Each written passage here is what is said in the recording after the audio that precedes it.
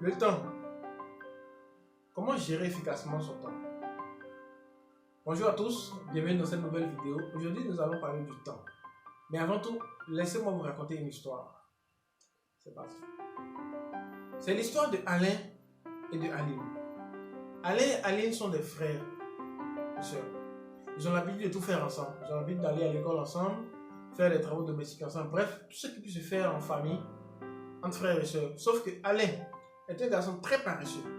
Il est du genre à ne jamais faire ce qu'il faut dans le temps. Il est du genre à remettre tout à plus tard ou à demain. Contrairement à sa sœur Aline, une fille plutôt laborieuse, le genre de personne qui n'aime pas du tout perdre son temps, mais aime faire ce qu'il faut quand il le faut pour ensuite disposer de son temps pour faire autre chose. Un jour, leur professeur d'école leur a donné des devoirs à traiter pendant le week-end à la maison. Des devoirs qui seront corrigés une fois qu'ils seront de retour en salle le lundi. Alors, une fois arrivée à la maison, Aline s'est mise aussitôt à faire ses devoirs. Elle les a traités jusqu'à la finir. Contrairement à Alain, aussitôt arrivé à la maison, a jeté son sac et allait rejoindre ses camarades pour jouer. Il jouait tantôt à la bille, tantôt à la balle, tantôt aux cartes, et il finissait ses journées dans les promenades.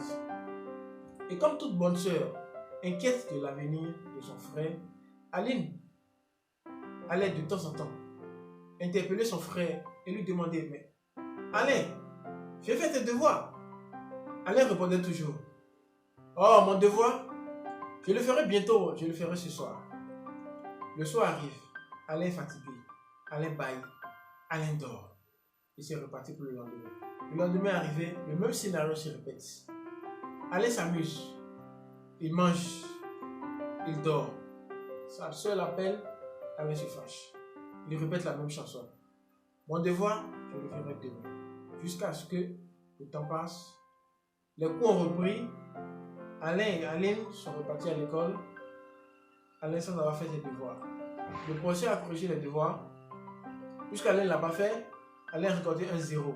Contrairement à sa soeur qui a obtenu un 10 au travail de pied. Alors, vous connaissez déjà la morale de l'histoire. Qui toujours remet à demain trouvera malheur en chemin.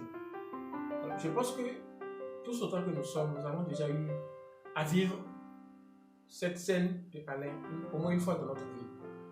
Une fois dans notre vie, il nous est arrivé d'attendre soit les derniers moments, soit traiter nos exercices, soit laver notre kaki et le sécher, soit au faire passer au ventilateur. Mais ça, c'est encore petit. Les plus gradés même, ils ne le font pas ici. C'est le lundi matin, c'est-à-dire très tôt. Le soleil ne s'est même pas encore levé.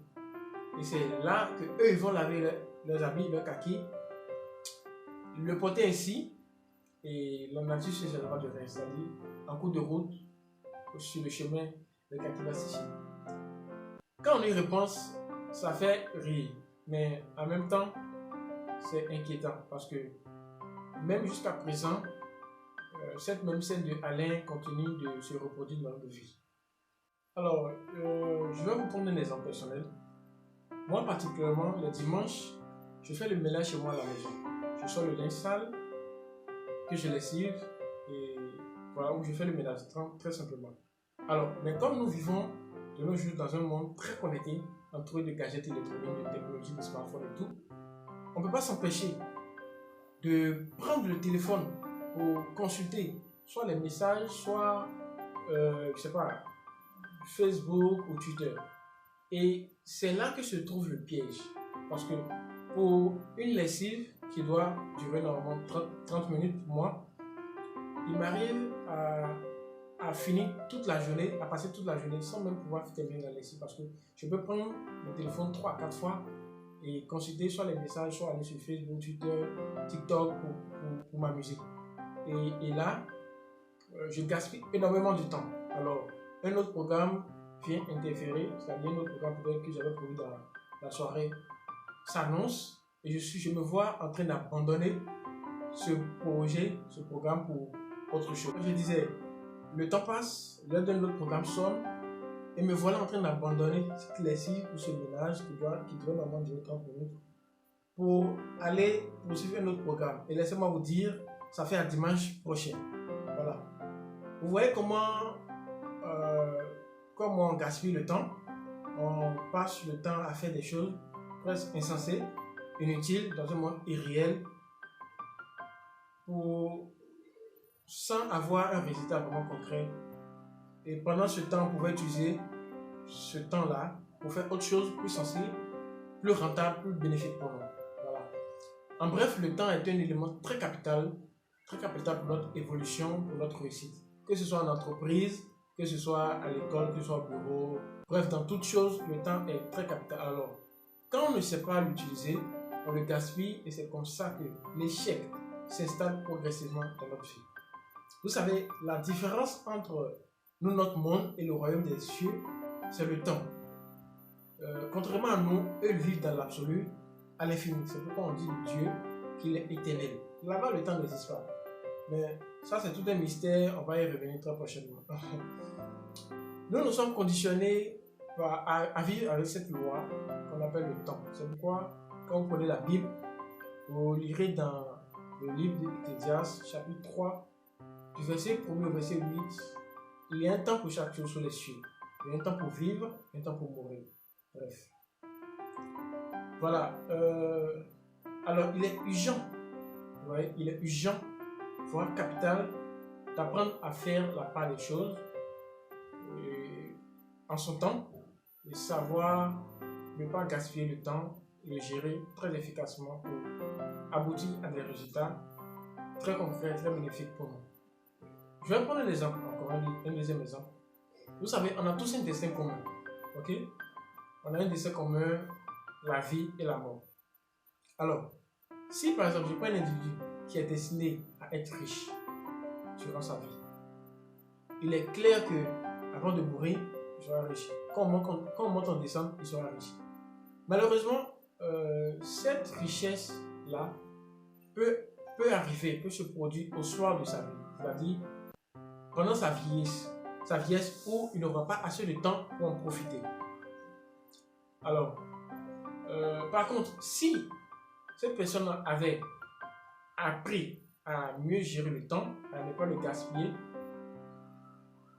il saura mieux tracer son destin et acquérir cette richesse-là peut-être à 20, à 30, à 40 ans, conformément bien sûr à ce qui lui est destiné et tout en respectant les lois de la nature.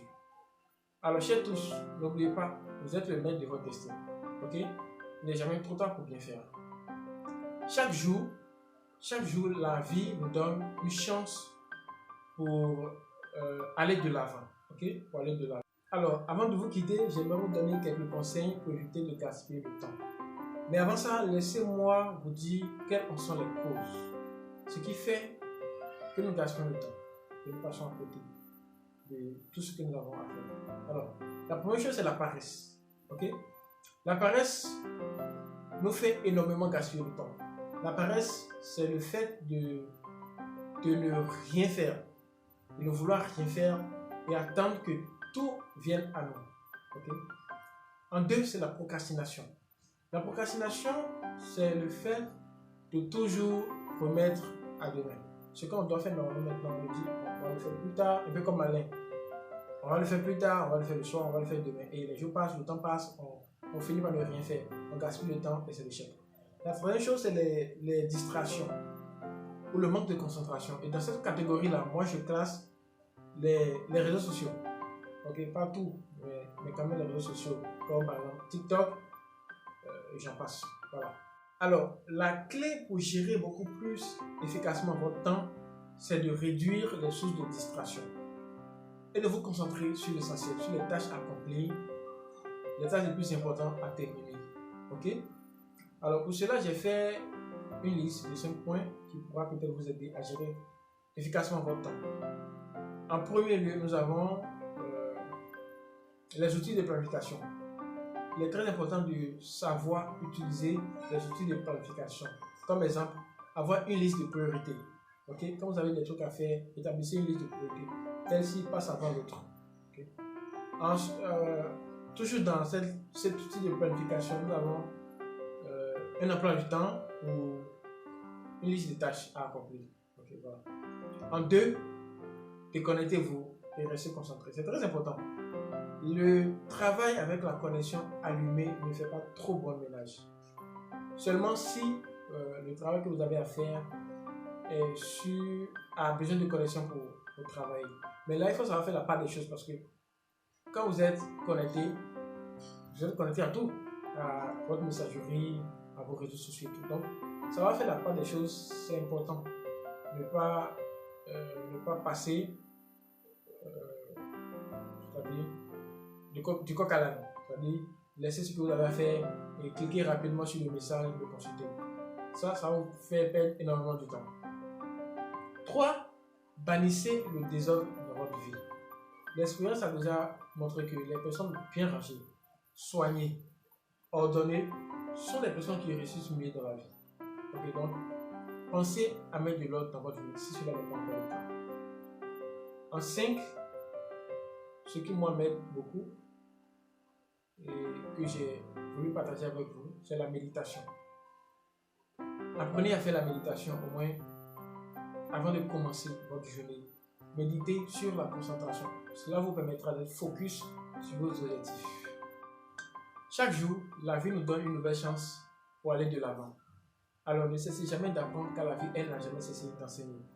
La personne que vous deviendrez demain dépend des informations avec lesquelles vous nourrissez votre esprit aujourd'hui. Chers tous, nous sommes à la fin de cette vidéo. Merci infiniment de m'avoir suivi. J'espère que cette vidéo vous a plu. Si c'est le cas, laissez-moi en commentaire ce que vous en pensez. Merci aussi de partager avec vos proches pour qu'ils en profitent. Et surtout, n'oubliez pas de vous abonner. C'est très important. Sur ce, je vous souhaite une excellente journée. Portez-vous bien et à très bientôt. Je suis Odilon Goudé, accompagnateur de changement. Ciao.